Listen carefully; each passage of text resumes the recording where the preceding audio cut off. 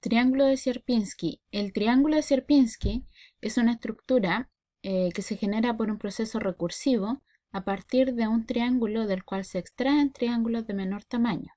¿Qué quiere decir esto? Recursivo, que significa de forma recurrente, que se repite un proceso todo el tiempo, ¿ya? Proceso recursivo o proceso repetitivo puede llamársele también, ¿ya? En el que tenemos un triángulo del cual se quita un triángulo del centro, ¿ya? Ahora, la secuencia de la construcción es la siguiente. Figura 0, que es la que se tiene un triángulo y no se ha tomado ninguna decisión.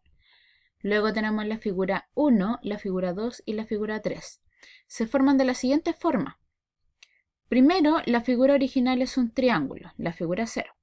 Segundo, la figura siguiente se genera dibujando triángulos con vértices en los puntos medios de los lados y extrayendo el triángulo central. Eso quiere decir que se toma cada lado del triángulo, se divide en dos, se marca un punto aquí en el centro,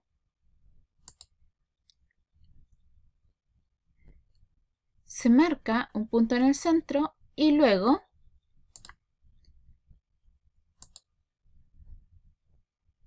a cada lado, en la mitad más o menos, y luego se unen estos puntos. Se unen y se va a formar este triángulo del centro. Ese triángulo del centro se va a extraer, ¿ya? Luego se repite lo mismo en el siguiente triángulo. En el triángulo siguiente se toman los lados de cada triángulo, se dividen a la mitad y ahí se forma un triángulo. El triángulo formado en el centro se extrae como muestra la siguiente figura. Y así, con todos los triángulos se buscan los puntos medios, se forma un triángulo y ese triángulo se extrae. Se buscan los puntos medios, se forma el triángulo y se extrae el triángulo del centro. Así sucesivamente con todos los lados. Ahora, una de las preguntas es, ¿qué pasa si el triángulo mide, por ejemplo, 16 centímetros de lado? Digamos que aquí, todo este lado mide 16 centímetros. Digamos así, 16 centímetros. Entonces, el lado del siguiente triángulo, que sería este de aquí, mediría 16 dividido en 2. ¿Por qué? Porque se dividió en dos partes iguales el triángulo. Entonces, esto mide 8 y este también mide 8.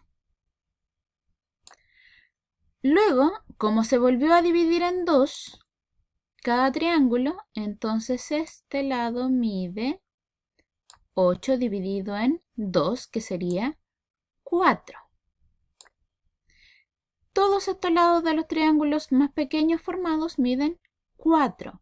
En el siguiente se vuelve a dividir en 2, por lo tanto estos 4 centímetros están divididos en 2 y finalmente este triángulo más pequeño que está marcado ahí mide 2 centímetros y así sucesivamente. Entonces, ¿qué es lo que tenemos que entender de aquí? Que en realidad lo que vamos haciendo es repetir un proceso que significa dividir en dos, dividir en dos, dividir en dos, dividir en dos. Cuando observamos un proceso repetitivo, ya sea en multiplicación o en división, podemos transformar la potencia. Entonces, de una forma súper natural, la primera sería lógico que sería 16 dividido en 2. Ya obtenemos el número 8. En la siguiente figura, el lado quedaría 16, perdón, esa es con esa, ¿cierto? Y el lado de eso sería el 16, que es el lado original, dividido 2 elevado a 2. ¿Por qué? Porque hice dos veces la división en 2, que sería 4. 16 dividido en 4 me da 4.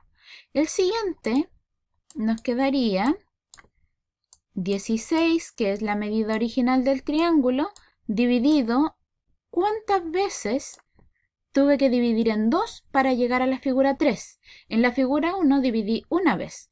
En la segunda vez, en la segunda figura, dividí 2 veces, por eso está elevado a 2. Y en la tercera figura dividí 3 veces, por eso está elevado a 3.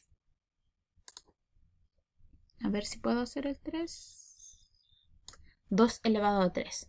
Entonces nos quedaría 2 elevado a 3, que es 8. 16 dividido en 8, 2. Y así se pueden ir viendo la medida de los lados. En cuanto a la cantidad de triángulos que van quedando en las figuras, en cuántos triángulos se van formando, observamos que en la figura 0, cuando no se ha hecho nada todavía, tenemos un triángulo. En la figura 1, cuando ya se extrae el primer triángulo del centro, observamos que queda 1, 2, 3 triángulos. ¿Ya? En la siguiente figura vemos que podemos agrupar y nos damos cuenta que aquí corresponde a la primera figura 1.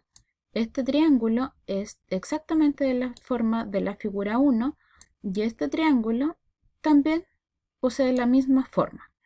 Por lo tanto, podemos decir que en la figura 2 se repite 3 veces esta figura.